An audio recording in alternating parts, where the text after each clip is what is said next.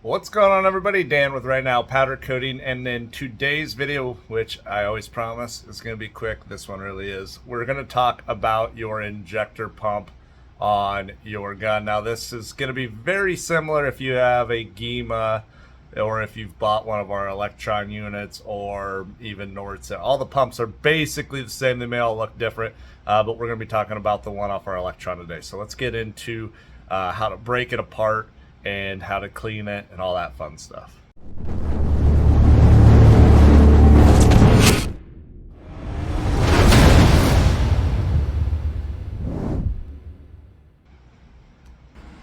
All right, so we've got our injector here, or pump, or whatever you want to call it. I call it an injector.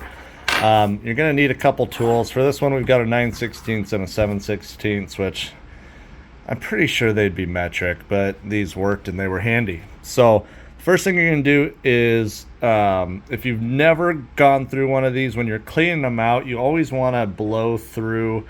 This is where your pickup tube attaches, and this is where your powder hose attaches. So you want to blow through all that, and then I like to take off that retaining ring and then pull out this part, which I've already pre-loosened it because they're in there good, but if you kind of twist it as you pull out, it'll help you a little bit.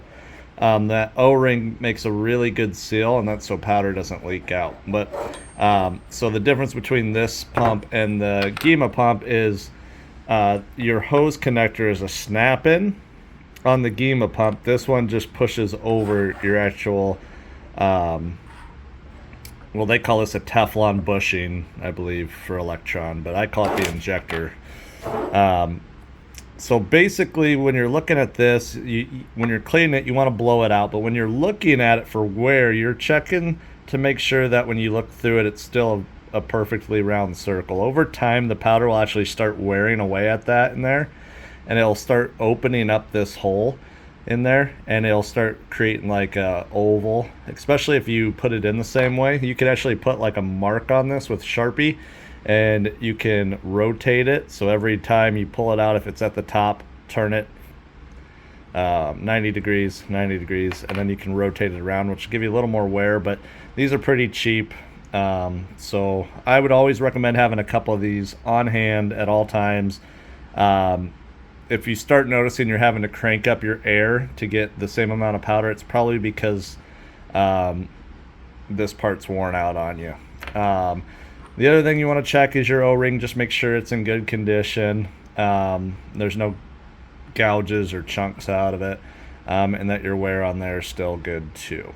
As far as the pump goes, when you're putting this in and out of the pickup tube, you want to make sure you twist it in and out. It kind of prevents you from grabbing that O-ring and prying on it. That's basically it, but you're going to want to clean. I like to, when I clean these, when I'm cleaning the gun, I take everything apart and blow it all out, and then I blow obviously down into the pump and out through the bottom. Keeps them clean. Now the last place I'll blow out is down both of these tubes. This is where your air comes in. So you've got the red one, which is what's creating your Venturi effect, and then you've got the blue one, which is helping push your powder out. Now I don't do this every time, but it's a good practice, maybe once a week, once a month, depending upon how much you spray. Throw your wrench on there, loosen it up, pull this out, check down in there for buildup. If there is any, clean it out. Don't use anything that's going to gouge the metal, though. Just a brush or something without any hard ends on it.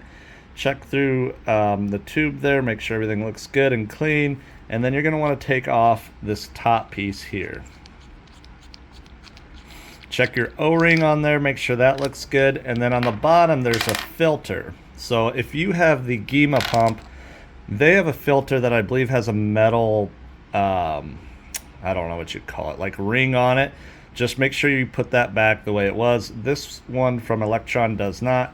When these get old, they'll start building up powder here, and it stops the airflow or prevents as much airflow. So again, these are really cheap. It's always good to have a couple sets of these on hand. You can take them off, blow them out a couple times, but if you start seeing them really discolored, it's a good idea to just replace them, because that can also prevent airflow or make you have to crank up your numbers just to get the same amount of powder. So this is broke down the same way as the red one. They look identical. When you're done, obviously you'll put your new filter back on, screw it back into the housing, put it back in there, and you want to make sure you just tighten that nice and tight. There is an O-ring down here that prevents air leaks, if I could focus. Just make sure it's snug. Don't over tighten it and crush that seal to the point where you ruin it, but you want it nice and tight. And that's something you should be checking when you're cleaning out your pump. Just make sure that these are getting, or that they're not coming loose. Our Gima one, for some reason, it seems like every time I loosen one, it takes a couple times of tightening it to get it to stay. So all right, anyways, that is kind of an overhaul on the injector, the pump, if you will. I've had a lot of people ask me about these. When you're upgrading guns from something that does not have this, it makes sense because you've never experienced it. So hopefully that helps some of you guys out. Like I said, quick video. It might be the first time I didn't lie to you. Make sure to check out our website, Powder Finishing Equipment.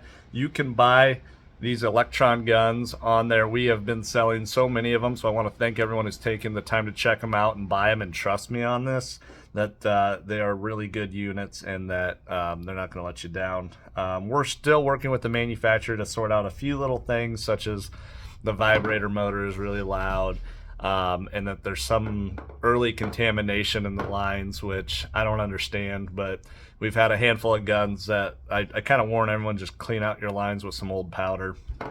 It goes away and then the gun works perfect. So we're still working with them on a few things, but overall the gun is amazing. We're still using ours 6 hours a day. The website will be listed below if you guys want to check it out, buy one. If you've bought one, we're putting up tons of spare parts on our website, so you can check those out. Otherwise, yeah, just keep watching. Subscribe if you haven't. Give us a thumbs up if you guys like the video. We'll catch you guys on the next one. Have a good day.